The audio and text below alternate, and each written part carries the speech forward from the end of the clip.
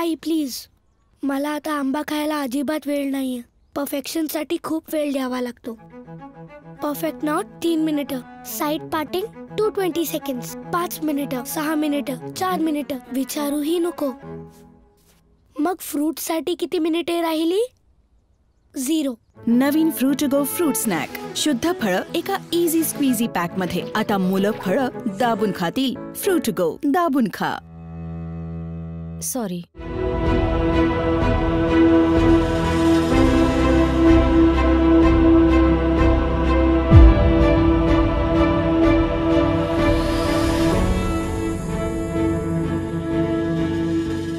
नमस्कार. लोकलाईव्हच्या लोकसंवादमध्ये आपलं पुनश्च एकदा मनपूर्वक स्वागत. मी राजेश यावलकर आपलं लोकलाईव्हच्या लोकसंवादमध्ये आपलं स्वागत करतो. आज आपण लोकसंवादासाठी आमंत्रित केलेले आहेत आपल्या जळगाव जिल्ह्याचे RTO जयंत पाटील यांना. मी आपल्या साऱ्यांच्या वतीने, दर्शकांच्या वतीने या लोकलाईव्हच्या स्टुडिओमध्ये त्यांचं या ठिकाणी मनपूर्वक स्वागत करतो.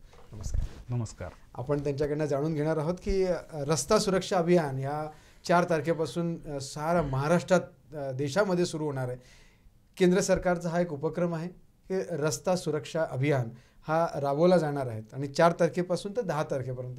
ह्या अभियानाचं काय महत्त्व आहे, या अभियानात कोणकोणत्या प्रकारचे उपक्रम आहेत, RTO विभाग काय काय कामं करतात आणि जयंत पाटील हे किती वर्षापासून या RTO विभागात आहेत, ही सगळी माहिती आज आपल्याला त्यांच्याकडनं जाणून घ्यायचं आहे. ही सगळी आपण त्यांच्याकडनं जाणून घेणार आहोत. सुरुवातीला आपण रस्ता सुरक्षा अभियान याविषयी त्यांच्याशी बोलूया. रस्ता सुरक्षा अभियान हा जो सप्ताह आहे 4 तारखेपासून 10 तारखेपर्यंत, याचं स्वरूप कसं राहणार आहे, या अभियानामध्ये कशा कशा प्रकारचे उपक्रम होणार आहेत, हे सुरुवातीला दर्शकांना सांगा. भारतामध्ये दरवर्षी साधारण 1.5 लाख लोकांचा रस्ते अपघातामध्ये मृत्यू होतो. रस्ते अपघातामध्ये जे बळी पडतात यामध्ये उत्पादक वयोगटातील लोकांचा मोठ्या प्रमाणावर समावेश असतो. म्हणजे जे घरातले कर्ते असतात, प्रमुख कमावते असतात, ह्यांचा समावेश असतो. अपघातामध्ये मृत्युमुखी पडले नाही तर जे गंभीर जखमी होतात, काहींना कायमस्वरूपी अपंगत्व येतं. तर ह्यामुळे फक्त त्या व्यक्तीचीच हानी होत नाही तर संपूर्ण कुटुंबाची हानी होते.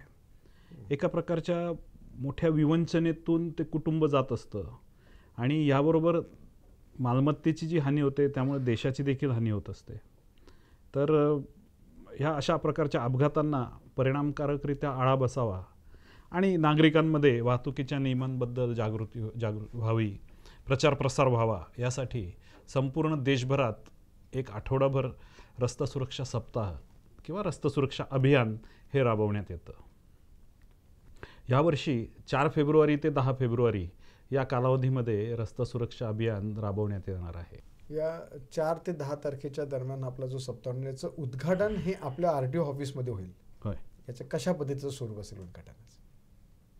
नाही, प्रामुख्याने उद्घाटनाचा कार्यक्रम हा तिथल्या जनतेला माहिती व्हावं की अशा प्रकारचा जनजागृती सप्ताह सुरू झालेला आहे म्हणून माननीय जिल्हाधिकाऱ्यांच्या हस्ते अध्यक्षतेखाली आणि माननीय पोलीस अधीक्षक साहेबांच्या प्रमुख उपस्थितीमध्ये या कार्यक्रमाचा उद्घाटन समारंभ होणार आहे. यामध्ये औपचारिक उद्घाटन झाल्यानंतर आम्ही विविध कार्यक्रम त्यामध्ये ठेवणार आहोत. जसं की 4 तारखेलाच आम्ही रक्तदान शिबिर आयोजित केलेलं आहे रेड क्रॉस संघटनेच्या मदतीने.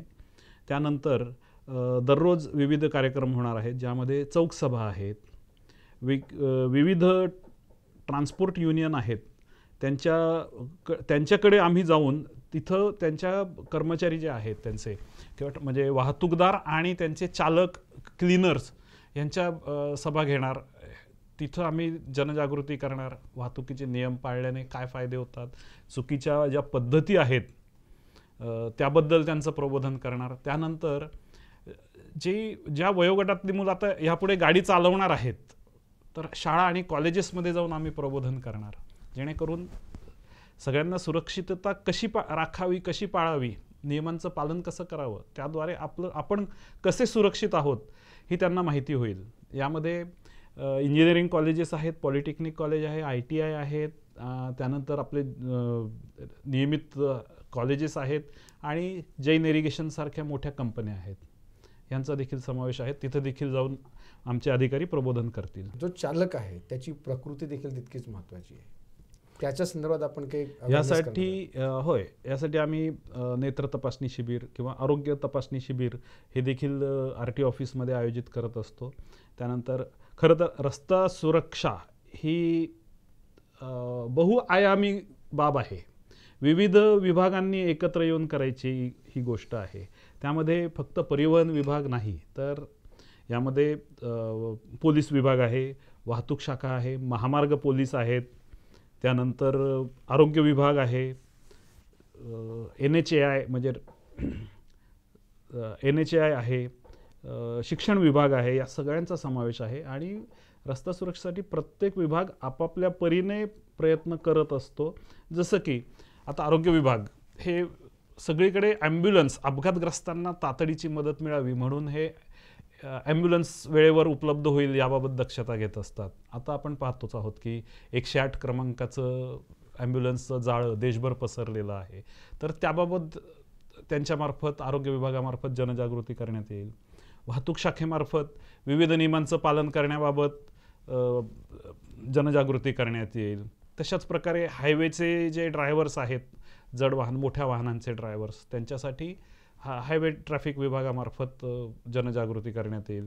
त्यानंतर PWD आणि NHAI हे जे दोन विभाग आहेत यांच्यामार्फत रस्त्यावर जिथं अपघात प्रवण क्षेत्र आहेत तिथं डागडुजी करणे, दुरुस्ती करणे, तिथं साईन बोर्ड्स लावणे अशी कामं करण्यात येतात. ब्लॅक स्पॉट हे केंद्र शासनाने त्याची व्याख्या अशी केलेली आहे की 500 मीटरचा असा तुकडा की जिथं मागील 3 वर्षात 5 पेक्षा अधिक गंभीर अपघात झालेले आहेत किंवा जिथं 10 लोकांचा मृत्यू झालेला आहे.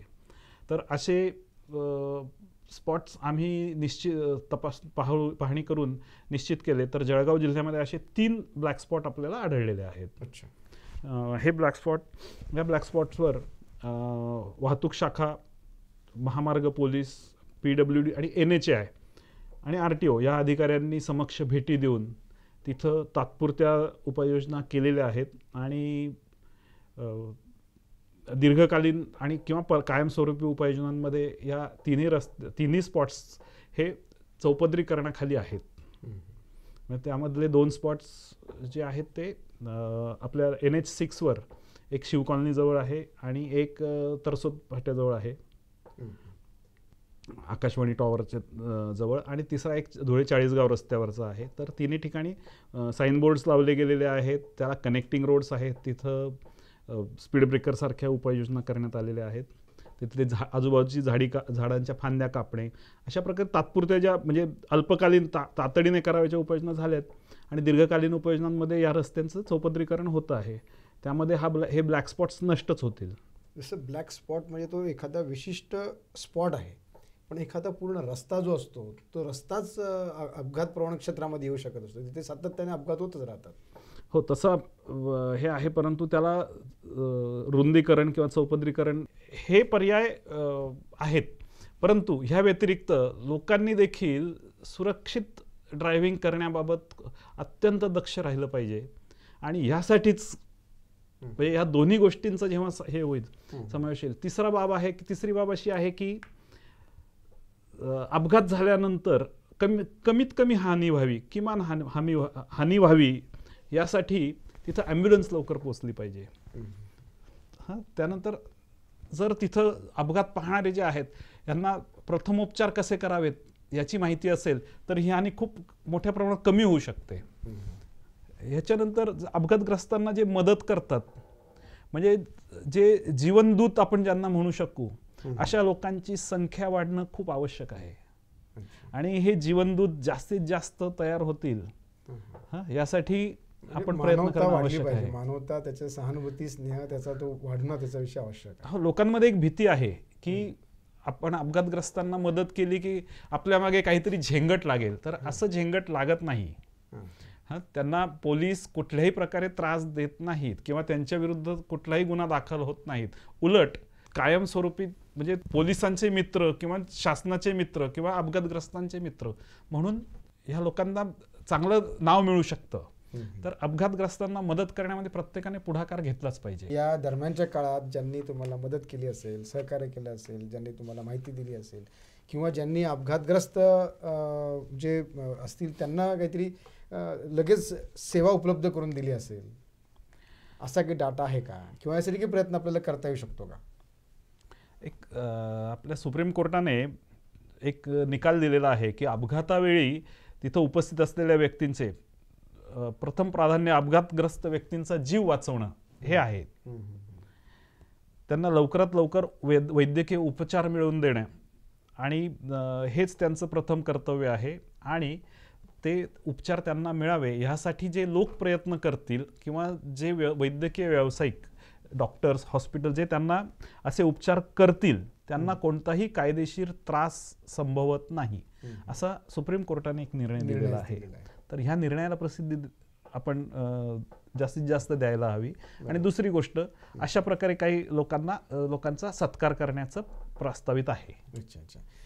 पाटील साहेब, जसं तुम्ही आता सांगितले की वेगवेगळ्या विभागाची सुद्धा जबाबदारी ऑटोमॅटिकली येते या रस्त्याच्या सुरक्षेच्या संदर्भात किंवा अपघातांच्या संदर्भात, जे बांधकाम विभागाची असेल, नही डिपार्टमेंटची असेल, हायवेची असेल, तर या विभागाने सुद्धा हा जो पंधरवडा आहे त्या माध्यमातून जनजागृती करणं अपेक्षित आहे. होय, हे सगळे विभाग आम्ही सगळे विभाग मिळूनच ही जनजागृती करत असतो. फक्त आता उद्घाटनाचा कार्यक्रम जसा RTO ऑफिसमध्ये आहे त्याचप्रमाणे तो वाहतूक शाखेमार्फतही आयोजित केला जातो. इतर कार्यक्रम काही कार्यक्रम स्वतंत्ररित्या घेतले जातात, काही कार्यक्रम हे संयुक्तरित्या घेतले जातात. ते प्रत्येक विभागाच्या कामकाजाच्या सोयीनुसार म्हणजे स्वतंत्र असावेत की संयुक्त असावेत आणि जास्तीत जास्त लोकांपर्यंत पोहोचण्याचा प्रयत्न जो आहे त्यानुसार ते कार्यक्रम आम्ही आयोजित करत असतो. विभागामार्फत काय काय कार्यक्रम होणार आहेत याचं काही नियोजन झालेलं आहे, काही सांगता येईल? हो, आता RTO म्हणजे परिवहन विभाग आणि वाहतूक शाखा यांच्यामार्फत चौकसभा घेणे, जसं का रिक्षा स्टँड आहे तिथं जाऊन एक 15 ते 20 कॉर्नर मीटिंग्स घेणे, वेगवेगळे बॅनर्स लावणे, त्यानंतर माहिती पत्रकं, हँडबिल्स लावणे, रिफ्लेक्टर्स लावणे, हायवेवरून विशेष करून ज्या बैलगाड्या किंवा जी वाहनं रिफ्लेक्टर नसलेली, रेट्रो रिफ्लेक्टिव्ह टेप आम्ही त्याला म्हणतो, ती नसलेली जे असतात त्यांना ते लावणे, जेणेकरून त्यांचे व्हिजिबिलिटी वाढेल आणि सुरक्षितता वाढेल. त्यानंतर ह्या सप्ताहाअंतर्गत या अभियानाअंतर्गत आम्ही विशेष तपासणी मोहिमा देखील राबवत असतो.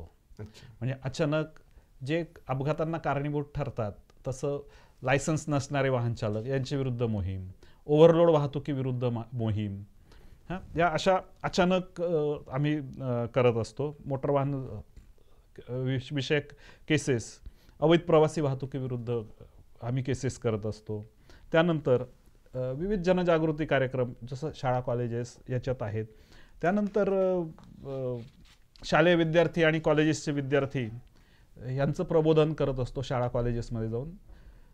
एक ह्या वर्षी मोटार वाहन अपघातांचे जे दावे असतात त्याविषयी आम्ही जे वाहतूकदार आहेत यांना माहिती मिळावी की त्याने फायदे कसे होतात, की कशा पद्धतीने ते दावे दाखल करायचे, यासाठी आम्ही एक विशेष लेक्चर एक आयोजित करण्याचा आम्ही प्रयत्न केलेला आहे. त्यानंतर शाळा कॉलेजेस शिक्षण विभागाकडून शाळा कॉलेजेसमध्ये भित्तिचित्र स्पर्धा किंवा निबंध स्पर्धा, एक घोषवाक्य स्पर्धा असं आयोजन शिक्षण विभागामार्फत करण्यात येणार आहे. आणि हे सगळं संयुक्तरित्या होत आहे. NHAI आणि PWD यांच्यामार्फत रस्त्यावर जिथं अपघातप्रवण क्षेत्र आहे तिथं त्याची दुरुस्ती करणे, खड्डे भरणे, साईन बोर्ड्स, माहितीचे बोर्ड्स लावणे, त्यानंतर वाहतुकीचे म्हणजे सिग्नल्स वगैरे आहेत, झेब्रा क्रॉसिंग आहेत, हे जिथं मिटले आहेत किंवा जिथं आवश्यक आहे तिथं ते पेंटिंग करणे, अशा प्रकारे मार्गदर्शक बोर्ड्स लावणे हे केलं जातं. आता शिक्षण विभाग जसं मी म्हणालो की भित्तिचित्र स्पर्धा, निबंध स्पर्धा, वक्तृत्व स्पर्धा, शिबिरं, मेळावे हे करण्यात येतात. आरोग्य विभागामार्फत सगळ्यात महत्त्वाचं काम होतं ते रुग्णवाहिका पुरवण्याचं. रुग्णवाहिका, त्यानंतर वैद्यकीय शिबिरांचं आयोजन. तर आम्ही विविध संस्था आणि आरोग्य विभाग, सार्वजनिक आरोग्य विभाग, सिव्हिल सर्जन, किंवा आता आपलं मेडिकल कॉलेज आहे, गव्हर्नमेंट मेडिकल कॉलेज, यांच्या मदतीने आम्ही वैद्यकीय शिबिरांचं आयोजन करणार आहोत. मगाशी असं सांगितलं की तपासणी, लायसन्स हे देणं आणि त्या निमित्ताने जे वाहनधारक आहेत, आपलं काम हे वाहनधारकांना लायसन्स देणे, त्यांची तपासणी करणे, एखादं रजिस्ट्रेशन करणे इथपर्यंत मर्यादित आहे. आता अभियानाच्या निमित्ताने फक्त रस्ता सुरक्षेच्या दृष्टिकोनातून अपघात कमी होतील त्याची जनजागृती करणे इथपर्यंत मर्यादित आहे की याच्याही पुढचा कोणता आवाका आपला आहे? जरा ते सविस्तर सांगा ना. RTO विभाग काय काम करत असतं? RTO विभाग अनुज्ञप्ती प्राधिकारी, नोंदणी प्राधिकारी, कराधान प्राधिकारी, अंमलबजावणी प्राधिकारी आणि ही 4 कामं करतात. आणि या सर्वांचं एकच उद्दिष्ट आहे की रस्ता सुरक्षा. अनुज्ञप्ती प्राधिकारी, अनुज्ञप्ती आपण मराठीत हा शब्द वापरला जात नाही, परंतु याला लायसेन्सिंग अथॉरिटी म्हणून काम करतो. लर्नर्स लायसन्स देणे आणि परमनंट लायसन्स देणे. दुसरं काम आहे नोंदणी प्राधिकारी, म्हणजे वाहनांची नोंदणी करणे. तिसरं आहे की कराधान प्राधिकारी मी म्हणालो तर कर गोळा करणे, शासनाच्या वतीने मोटार वाहन कर, त्यानंतर पर्यावरण कर आणि तिसरा मोटार वाहनांशी संबंधित असलेला व्यवसाय कर. हे 3 प्रकारचे कर गोळा होतात. चौथा कर आहे मोटार वाहन विभागाशी संबंधित हा प्रवासी कर. तर हे 4 प्रकारचे कर आम्ही गोळा करत असतो. सेल्स टॅक्स म्हणजे हे प्रथम क्रमांकावर आहे. 75% महसूल हा विक्री कर विभागाकडनं मिळतो. आमच्या विभागाचा 4था क्रमांक आहे. बाकी अजून तुमची कामं कोणकोणत्या प्रकारची असतात? परमिट जे आहे वाहनांचं परमिट, तर ते परमिट इश्युइंग हे आहे. जे काही वाहतूक आहे त्यावर नियंत्रण ठेवण्याचं काम देखील आमचं आहे. परवान्यांचं, कोणाला परवाना द्यायचा, कोणत्या प्रकारचा परवाना द्यायचा. आता जर आपण प्रवासी वाहन म्हटलं तर त्यात खूप प्रकारचे परवाने आहेत. तर हे परवाने देणे, त्याच्यावर नियंत्रित स्वरूपात काही परवाने आहेत, काही परवाने हे मुक्त परवाने आहेत. जसं माल वाहतुकीचा परवाना हा मुक्त आहे, तर त्याच्यावर नियंत्रण ठेवणे. आणि ह्याचा त्यानंतर सगळ्यात महत्त्वाचं काम अंमलबजावणीचं, रस्त्यावरील अंमलबजावणी. रस्त्यावर आम्ही लायसन्स तपासतो, वाहनं तपासतो, त्यांची कागदपत्र तपासतो.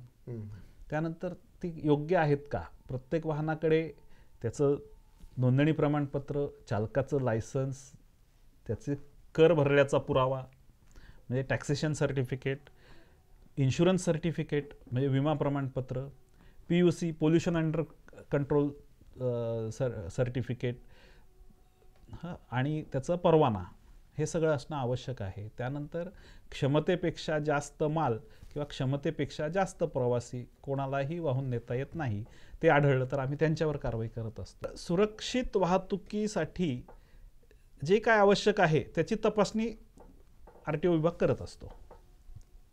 सीमेवरती देखील आपलं काम असतं, म्हणजे 2 जिल्ह्यामधली सीमा, राज्यामधली सीमा, यावरती देखील तुमची गस्त असते आणि त्या ठिकाणून येणाऱ्या प्रत्येक वाहन तपासण्यासाठी देखील तुमच्या डिपार्टमेंटची मदत घेतली जाते. प्रत्येक 2 जिल्ह्यांमध्ये नाही, परंतु 2 राज्यांच्या मध्ये जी हद्द आहे तिथं जे प्रमुख मार्ग आहेत तिथं सीमा तपासणी नाके आहेत. आपल्याकडे जळगाव जिल्ह्यात 2 सीमा तपासणी नाके आहेत. त्यापैकी एका नाक्याचं संगणकीकरण होऊन साधारणपणे आता 3.5 वर्ष झालेली आहेत. तिथून येणारं प्रत्येक वाहनाचं वजन केलं जातं आणि ते ओव्हरलोड असेल तर आपोआप जिथं इन्स्पेक्टर बसतात त्यांना ते त्यांच्या स्क्रीनवर दिसतं आणि त्यानुसार त्या दंडाची आकारणी ऑटोमॅटिकली होते. दंड वसूल करणे, त्या व्यतिरिक्त या वाहनामध्ये काही डिफेक्ट्स असतील तर ते डिफेक्ट्स किंवा इतर काही गुन्हे असतील तर ॲड करून त्याची संगणकीय पावती जनरेट होते. काही नाही, अत्यंत सुंदर पद्धतीने हे संगणकीकरण झालेलं आहे. आणि मला सांगायला आनंद वाटतो की येत्या काही दिवसातच दुसऱ्या तपासणी नाक्याचं संगणकीकरण पूर्ण होतं आहे, म्हणजे ते संगणकीकृत नाका सुरू होतो आहे. महाराष्ट्रातली सगळे RTO केंद्र हे संगणकीकृत झालेली आहेत. होय. आणि त्या माध्यमातूनच लायसन्स दिलं जातं, रजिस्ट्रेशन केलं जातं. आपल्याकडची कशी यंत्रणा काम करते? महाराष्ट्रात सगळ्या RTO मधलं काम हे फक्त संगणकीकृत नाहीये, तर ते आता ऑनलाईन झालेलं आहे. अच्छा. संगणकीकृत म्हणजे फक्त संगणकावर काम होतं, परंतु सगळं ऑनलाईन आहे.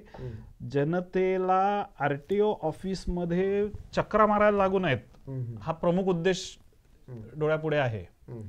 घर बसल्या अर्ज भरा, घर बसल्या फी भरा. अच्छा. तुम्हाला घर बसल्या म्हणजे स्वतःला करता येत नसेल तर त्यासाठी CSC कॉमन सर्व्हिस सेंटर, त्या CSC मध्ये जाऊन त्याला ठराविक शुल्क दिलं, शासन मान्य केलं, ते दिलं की तुम्हाला अर्ज भरून तो देईल. अर्ज आणि फी हे दोन्ही भरून देता येतात आणि अपॉइंटमेंट घेऊन त्या दिवशी तुम्ही तिथं लर्निंग लायसन्सच्या परीक्षेला जायचं. त्यानंतर ते झाल्यानंतर 30 दिवसांनी तुम्ही 30 दिवसानंतर कधी ते 6 महिन्याच्या आत परमनंट ड्रायव्हिंग टेस्टसाठी तुम्ही परत फी भरून अपॉइंटमेंट घेऊन, ऑनलाईन अपॉइंटमेंट घेऊन त्यावेळी त्या दिवशी RTO कार्यालयात गेलं की तुमची टेस्ट घेतली जाते. इव्हन वाहनांचं योग्यता प्रमाणपत्र नूतनीकरण आहे. तर योग्यता जी परिवहन वाहनं आहे, परिवहन संवर्गातली वाहनं, भाडोत्री वाहनं म्हणजे पिवळ्या नंबर प्लेट असलेली वाहनं, तर ह्यांना दरवर्षी योग्यता प्रमाणपत्र नूतनीकरण करणं आवश्यक आहे. तर त्यासाठी देखील ऑनलाईन अपॉइंटमेंट घेता येते, ऑनलाईन फी भरता येते आणि वाहन त्या RTO ऑफिसमध्ये तुम्हाला त्या दिवशी, त्यावेळी दिलेल्या दिवशी तिथं नेऊन त्याचं योग्यता प्रमाणपत्र नूतनीकरण करता येतं. दलाल संस्कृती पूर्णपणे नष्ट करण्यात आलेली आहे. ऑनलाईन तुम्हाला घरच्या घरी सगळं करता येणार आहे. जर गरज पडली तर तुम्हीच त्या ठिकाणी CSC सेंटर स्टार्ट केलेलं आहे, तिथे पैसे भरून तुम्हाला द्यायचे आहेत. परंतु असं जाणवतं नाही की तिथे अजूनही दलाल लोक काम करत असतात. मध्यस्थ किंवा दलाल, भ्रष्टाचार ह्या मुद्द्यांवर हे कमी करण्यासाठीच शासनाने संगणकीकरण आणि ऑनलाईन सेवा सुरू केलेल्या आहेत. लोकांना वर्षानुवर्षे असं वाटत आलं की हे RTO ऑफिसमध्ये जायचं तर दलालाकडे किंवा मध्यस्थाकडे गेल्याशिवाय काम होणार नाही. परंतु मी जळगावच्या जनतेमध्ये हा विश्वास देऊ इच्छितो की ऑनलाईन अर्ज केल्यानंतर, ऑनलाईन फी भरल्यानंतर फक्त कागदपत्र सबमिट करायची असतात बऱ्याच कामांसाठी. लायसन्ससारख्या कामासाठी फक्त परीक्षा देणं आवश्यक आहे आणि कोणत्याही दलालामार्फत न जाता दररोज कित्येक लोक, अगदी पहिल्यांदा RTO ऑफिसमध्ये येणारे विद्यार्थी हे स्वतः येऊन आपली कामं स्वतः करून घेऊन जातात. त्यांना कोणत्याही दलालाची, कोणत्याही मध्यस्थाची आवश्यकता भासत नाही. हे मी अगदी निश्चितपणे हा जनतेला विश्वास देऊ इच्छितो. दुसरी गोष्ट की पहिल्यांदा येताना लर्निंग लायसन्ससाठी जो माणूस येतो तो ह्या कार्यालयाबद्दल, ह्या विभागाबद्दल एक निगेटिव्ह मत घेऊन जाऊ नये ह्याची मी पुरेपूर दक्षता घेण्याचा माझा प्रयत्न आहे. यासाठी शासनाने महा RTO नावाचं एक ॲप आहे अँड्रॉइड फोनवर. अगदी कितीही 2Gचं स्पीड असेल तरी देखील हे ॲप 2 मिनिटाच्या आत डाउनलोड होतं आणि यामध्ये लर्निंग लायसन्ससाठी जी परीक्षा आहे त्यासाठी म्हणजे त्याची क्वेश्चन बँक त्याच्यामध्ये आहे आणि टेस्ट क्वेश्चन्स म्हणजे टेस्ट देखील त्याच्यामध्ये आहे. तर ती परीक्षा देऊन प्रॅक्टिस देखील करू शकतात. इतकं सोपं काम आहे आणि हे जर असेल तर कुठल्याही परीक्षेची भीती बाळगण्याचं काहीही कारण नाही. डेव्हलप केलं. तुम्ही सांगितलं की दलालांची आता आवश्यकता नाही, बिना दलालांनी सुद्धा त्या ठिकाणी आपलं काम होऊ शकतं. परंतु आजही या जनतेमध्ये भीती आहे. तो अवेअरनेस दूर करण्यासाठी आपल्या त्या ठिकाणी कशा प्रकारची यंत्रणा आहे, कशा प्रकारचं दालन आहे, कशा प्रकारचे तिथे एखादं सेंटर आहे किंवा काय आहे की तिथे दलालाची आवश्यकता नाही, तुम्ही या, तुमचा फॉर्म भरा आणि घेऊन जा. ऑफिसमध्ये कोणत्या प्रत्येक खिडकीवर बोर्ड आहेत की तिथं कुठलं काम होणार आहे. ऑनलाईन अर्ज केल्यानंतर, ऑनलाईन अर्ज स्वतः करू शकत नसाल तर CSC मध्ये कॉमन सर्व्हिस सेंटरमध्ये जाऊन अर्ज भरू शकतात. त्याची हार्ड कॉपी फक्त ऑफिसमध्ये त्या खिडकीवर सबमिट करायची आहे. कोणत्या खिडकीवर काय काम होईल ह्या खिडकीवर तर आहेच, या व्यतिरिक्त ऑफिसमध्ये आल्यानंतर सुरुवातीला सहाय्यक प्रादेशिक परिवहन अधिकाऱ्यांचं दालन आहे, त्याच्या बाजूलाच मोठमोठे बोर्ड लावून संपूर्ण माहिती त्याच्यावर प्रदर्शित केलेली आहे. जर बोर्ड वाचून सगळी कामं होऊ शकतात अशा पद्धतीने आम्ही ते बोर्ड तयार केलेले आहे. शाळांचे विद्यार्थी आहेत त्यांच्यावर देखील आपण अतिशय कटाक्षाने लक्ष देणं आवश्यक आहे असं आपल्याला वाटत नाही का? हो, निश्चितपणे शाळा विद्यार्थी वाहतूक हा अत्यंत कळीचा मुद्दा आहे, अत्यंत जिव्हाळ्याचा विषय आहे. विद्यार्थ्यांची जी वाहतूक होते तर ती सुरक्षितपणे झाली पाहिजे ह्यावर शासन प्रयत्नशील आहे. शाळांनी विद्यार्थी वाहतुकीसाठी सोय करावी, त्यांनी स्वतःची बस सेवा राबवावी असा प्रयत्न आमच्यामार्फत सुरू आहे. शाळांनी स्वतःची बससेवा किंवा कंत्राटी बससेवा ही शाळांनी राबवावी, जेणेकरून विद्यार्थ्यांना फायदा होईल. अतिशय किफायतशीर दरात विद्यार्थ्यांना त्यांच्या पालकांना त्यांच्या पाल्यांसाठी ही सेवा उपलब्ध होईल, या प्रकारे हे करावं. तथापि शाळांकडून फारसा प्रतिसाद त्याबाबत मिळत नाही. तुम्ही या शाळांच्या बसेसच्या संदर्भात बोललात, परंतु त्याचबरोबर काही रिक्षा वाहतूकसुद्धा, त्यामध्ये विद्यार्थी जे कोंबले जातात अक्षरशः, अशा पद्धतीची देखील स्थिती काही वेळेस पाहायला मिळते. याच्यासाठी अवेअरनेस, त्याच्यामध्ये जनजागृतीसाठी आपल्याकडनं काय आपण प्रयत्न करतो आहोत, त्याच्यासाठी सुद्धा काही नियमावली आहेत का? रिक्षा प्रवासी वाहतूक करणारं वाहन आहे, त्यामुळे त्यातनं एक प्रवासी म्हणून ते विद्यार्थी नेऊ शकतात. ते साधारणपणे 5 पेक्षा जास्त विद्यार्थी, अगदी लहान विद्यार्थी असतील त्यापेक्षा 5 पेक्षा जास्त नेऊ शकत नाहीत. पालकांना मी सांगेन की आपला मुलगा शाळेत जातो, त्यासाठी आपण फी भरतो, परंतु तो सुरक्षितरित्या जात नसेल, कोंबलेल्या अवस्थेत गुदमरून जात असेल आणि त्याची सुरक्षितता धोक्यात असेल, तर त्याचा विचार पालकांनी करायला हवा. आणि सगळ्या पालकांनी मिळून जर एक चांगल्या पद्धतीची स्कूल बस परमिट असलेल्या बसमधून किंवा व्हॅनमधून जर त्यांनी आपल्या मुलांना पाठवलं, जिथं मुलं कोंबून नेली जात नाहीत, सुरक्षितरित्या नेली जातात, अशी वाहनं पालकांनी प्रेफर करावीत. 19 वर्षापासून RTO विभागात आहात. हा तुमचा जो प्रशासकीय प्रवास आहे त्याविषयी जरा सांगा. म्हणजे सहकार विभागात सहकाराचं काम करत असताना तुम्ही RTO विभागात येणं, ती वर्दी घालून सगळ्यांपुढे जाणं, म्हणजे हे असं ट्विस्ट का झालं, कशामुळे घटना घडल्यात आणि काय काय तुमचा हा प्रवास कसा झालेला, जरा विस्ताराने सांगा. खरं सांगायचं तर राज्यसेवा परीक्षा किंवा स्पर्धा परीक्षा देणाऱ्याला आपलं एक ध्येय, त्या प्रत्येकाचं एक ध्येय असतं. त्या ध्येयापर्यंत एक चांगला म्हणजे क्लास 1 ऑफिसर व्हायचं असतं प्रत्येकाला. तर अशा पद्धतीने देत असताना मला युनिफॉर्मची आवड होती, मला गणवेशधारीच अधिकारी व्हायचं होतं.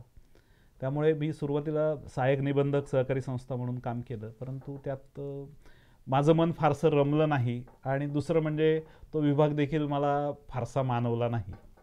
आणि त्यामुळे मी पुन्हा प्रयत्न करून मी सहाय्यक प्रादेशिक परिवहन अधिकारी म्हणून माझी निवड झाली आणि मी इकडे जॉईन केलं. 4 ते 10 फेब्रुवारीच्या दरम्यान जो आपला रस्ता सुरक्षा अभियानाचा कार्यक्रम होत आहे, जनतेचा सहभाग यासाठी तुम्हाला कसा अपेक्षित आहे, त्यांना तुम्ही काय आवाहन कराल? थोडासाच त्रास होतो आणि तो सुरुवातीला होतो, परंतु नियम पाळायला आपण सुरुवात करूयात. दुचाकी चालवताना हेल्मेट, कार चालवताना सीट बेल्ट कंपल्सरी वापरा, निश्चितपणे वापरा. त्याने आपला जीवच वाचतो, दुसरा काही त्रास होत नाही. मी गेली कित्येक वर्ष मी दुचाकी चालवताना, टू व्हीलर चालवताना मी हेल्मेट वापरतो, कार चालवताना मी सीट बेल्ट वापरतोच. आणि हे मी सांगू इच्छितो की मला आजपर्यंत कुठलाही त्रास झाला नाही, मला टक्कल पडलेलं नाही किंवा माझ्या मानेला त्रास झालेला नाही हेल्मेट वापरून. सीट बेल्ट वापरून देखील मला अवघडल्यासारखं वाटत नाही.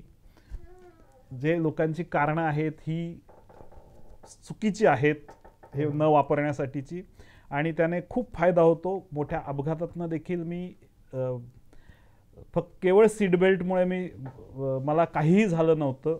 हे देखील माझा स्वतःचा अनुभव आहे. आणि तिसरी गोष्ट, नियमांचं पालन करा.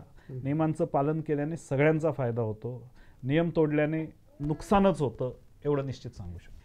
धन्यवाद जयंतराव, आपण खूप अतिशय चांगल्या प्रकारची माहिती दिली की आणि रस्ता सुरक्षा अभियान आपल्या जळगाव शहरामध्ये RTO विभागाच्या माध्यमातून 4 तारीख ते 10 तारखेच्या दरम्यान जनजागृतीचं अभियान हे रस्ता सुरक्षाच्या संदर्भात होणार आहे. महत्त्वाचा संदेश साहेबांनी असा दिला की आपण नियमांचं पालन जरूर करा. हे पालन करत असताना आपल्याला कोणत्याही प्रकाराची आणि RTO विभागात जाताना कोणत्याही दलालाची आपल्याला आवश्यकता नाही. एक ॲप आहे, तो ॲप आपण डाउनलोड करा. महा RTO म्हणून ॲप आहे, त्या ॲपचा देखील आपण पुरेपूर उपयोग करून आपली RTO विभागातली सगळी कामं आपण स्वयंस्फूर्तीने स्वतःच्या हाताने स्वतः करू शकतात. अशा प्रकारचं नियोजन जयंतरावांनी आपल्या RTO विभागात केलेलं आहे. मी साऱ्या दर्शकांच्या वतीने या लोकलाईव्हच्या स्टुडिओमध्ये ते आलेत, त्यांनी सगळी माहिती दिलीत. मी त्यांचं मनापासून या ठिकाणी धन्यवाद व्यक्त करतो आणि त्यांच्या उज्ज्वल भविष्यासाठी शुभेच्छा व्यक्त करतो. आपण पाहत राहा लोकलाईव्ह तुमच्या मनातलं. नमस्कार. आई प्लीज, मला आता आंबा खायला अजिबात वेळ नाहीये. परफेक्शनसाठी खूप वेळ द्यावा लागतो. परफेक्ट नॉट 3 मिनिटं, साईड पार्टिंग 220 सेकंड्स, 5 मिनिटं, 6 मिनिटं, 4 मिनिटं, विचारूही नको. मग फ्रूटसाठी किती मिनिटे राहिली? 0. नवीन fruit to go fruit snack. शुद्ध फळं एका इझी स्क्वीझी पॅक मध्ये. आता मुलं फळं दाबून खातील. फ्रूट टू गो दाबून खा. सॉरी.